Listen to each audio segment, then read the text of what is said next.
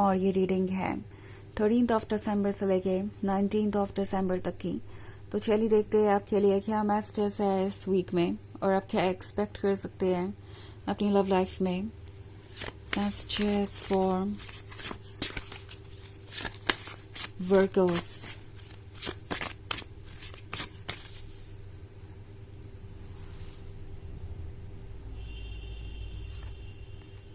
Seven of Skulls, Fortune's Wheel, Daughter of Knives, Eight of Skulls, and Two of Scepters. Okay. So, Seven of Skulls का card है। ऐसा लगता है किसी experience ने आपको बहुत ज़्यादा हर्ट कर दिया है एंड अब आप अपने कन्फाइनमेंट में रहना चाहते हैं, यानी अपने कंफर्ट जोन में रहना चाहते हैं, किसी ऐसी जगह पे रहना चाहते हैं जहां कोई आपके पास पहुंच ना पाए, जहां कोई इंटरप्ट ना करे आपको। आप एक ऐसी दुनिया में लॉस्ट रहना चाहते हैं जो आपकी इमेजिनेशन में है। एंड टैरो आपसे कह रहा है कि इसमें कोई हर्ज भी नहीं है। अगर आपको ये चीज हील कर रही है, रिलीफ दे रही है, तो इसमें कोई हर्ज नहीं है। अपने स्पेस में आप रह सकते हैं, but at the same time आपको एक चीज और ध्यान में रखनी है कि जो भी एक्सपीरियंसेस आपको हुए वो किसी एक पर्सन की रियलिटी बता रहा है, ना कि इस सारी दुनिया की। ओके, मे बी आप इतने बिटर हो गए हैं इस वक्त कि अपने किसी एक्सपीरियंस के कारण आप ये सोच रहे हैं कि दुनिया में लव है ही नहीं, कोई भी ऐसा पर्सन नहीं है जो आपको वैसा लव देगा जैसा कि आपको चाहिए। बट हमेशा याद रखिए कि जो भी एक्सपीरियंस आपको होते हैं वो आपसे ज्यादा उस पर्सन के बारे में कह रहे होते हैं जो आपके साथ रिलेशनशिप में होता है।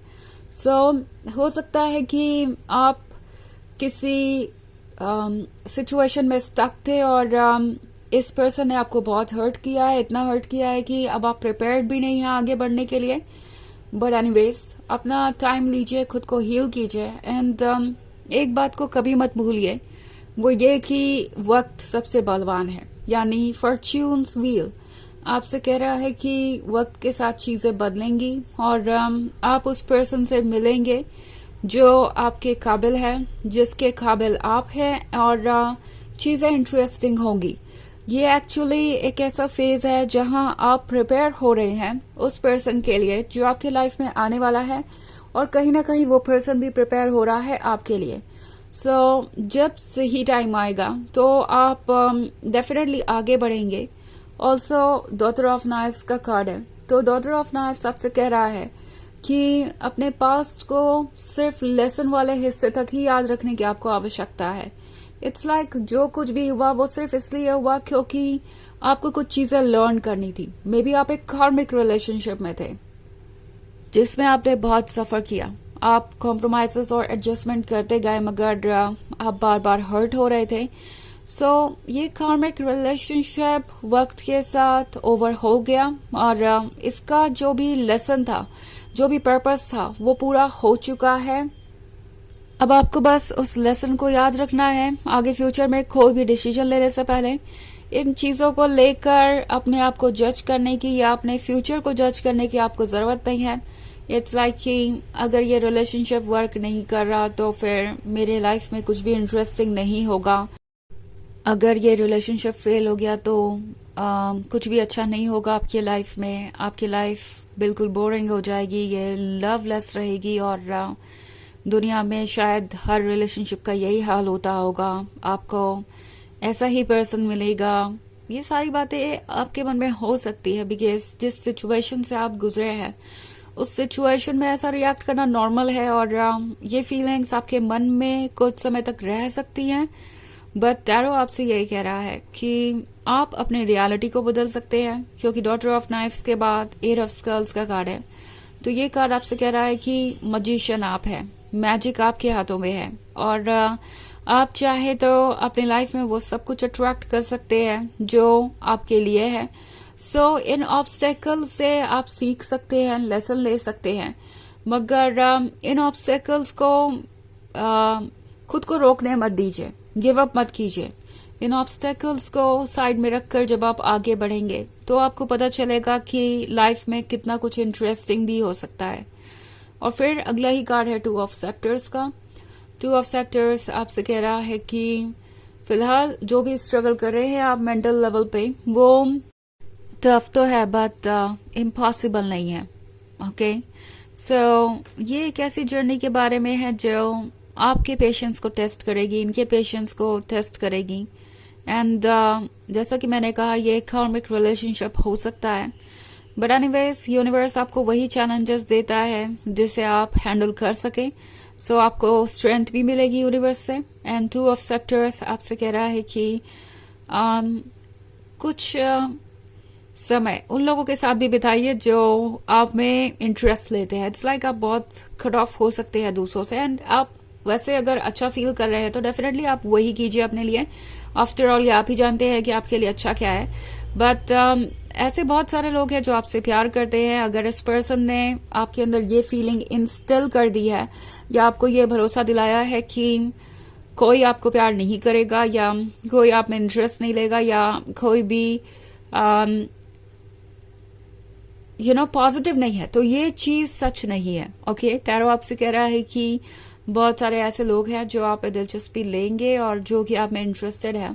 सो इट्स लाइक जब आप प्रिपेयर्ड हो तभी आप अपने लिए पॉजिटिविटी का रास्ता ढूंढ सकते हैं। तो वैसे ये एक जनरल रीडिंग है, ये सबसे रेजोनेट नहीं होगी, एनर्जी रिवर्स हो सकती है अगर आप क्रॉस वॉचर हैं। इसके अलावा मैंने पिछले वीक की रीडिंग का भी लिंक आपको डिस्क्रिप्शन बॉक्स में दिया है। एंड अगर आप 2025 की ईयरली रीडिंग देखना चाहें तो उसका भी लिंक आपको मिल जाएगा। सो चलिए आगे बढ़ते हैं और देखते हैं और क्या मैसेजेस हैं आपके लिए। मैसेजेस फॉर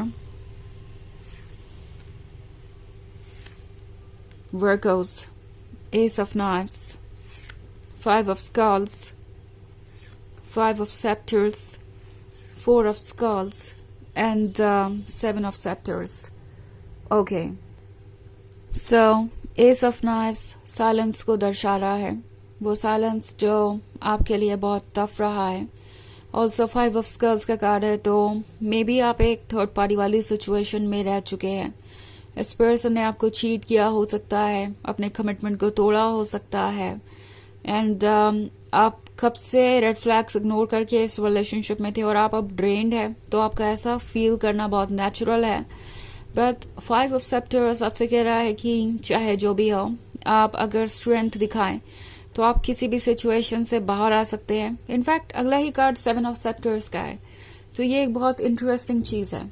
इट्स लाइक आप किसी को कितना भी सप्रेस करें, लेकिन उसकी सोल में इतनी पावर होती है कि वो उस पेन को ओवरकम कर पाए, उस ऑब्स्टेकल से उबर पाए। और यहाँ पे ये बात कर रहा है किसी तरीके के मानसिक ऑब्स्टेकल की जो आपको परेशान कर रहा है। इन बाधाओं को आप पार कर सकते हैं, आपकी सोल काफी स्ट्रांग है और आपसे कह रही है कि आपको इस सिचुएशन से बाहर आना चाहिए। आपको जरूरत नहीं है कि आप किसी ऐसे रिलेशनशिप में रहें जो आपको हर्ट कर रहा है। आप ये पेन डिजर्व नहीं करते और ये पर्सन आपकी जैसा लवर डिजर्व नहीं करता। सो 4 of Skulls के साथ आप ऐसे रिलेशनशिप में हो सकते हैं जहां कोई बहुत ज्यादा डोमिनेंट था, बहुत ज्यादा पोजेसिव था और चीजें कॉम्प्लिकेटेड होती जा रही थी। सो एस ऑफ नाइफ्स आपसे कह रहा है कि ये जो साइलेंस है आप दोनों के बीच, ये आपको इसलिए मिला है कि आप समझ पाए कि ये सिचुएशन क्यों क्रिएट हुई, इसका कारण क्या है, क्या आप इन सब चीजों के साथ पुट अप कर सकते हैं।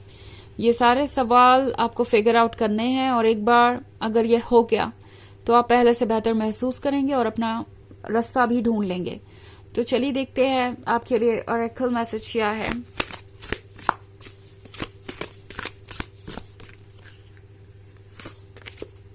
Wild winds. ओके, तो वाइल्ड विंड्स आपसे कह रहा है कि इस वक्त आपको लगता है कि कुछ भी आपके कंट्रोल में नहीं है। इट्स लाइक आप तूफान के बीच में हैं, सफर कर रहे हैं, पर आप तूफान को रोक नहीं सकते। तो अगर रोक नहीं सकते तो उसके गुजरने का इंतजार कीजिए, उसके बाद सब कुछ खाम हो जाएगा और आप क्लियरली देख पाएंगे, समझ पाएंगे, आपका मन भी शांत हो जाएगा और वो फैसले आप ले पाएंगे जिसके लिए आप फिलहाल स्ट्रगल कर रहे हैं। तो इस फेज को ओवर हो जाने दीजिए। ये मन के अंदर जो भी तूफान है ये शांत होगा वक्त के साथ, एंड आप जल्दी ही क्लियरली देख पाएंगे कि ये सब क्यों हुआ और अपने डिसीजंस लेने के लिए फ्री होंगे। तो यह है रीडिंग इस वीक की। आई होप आपको अच्छी लगी होगी। Thanks for watching. Till next video, bye.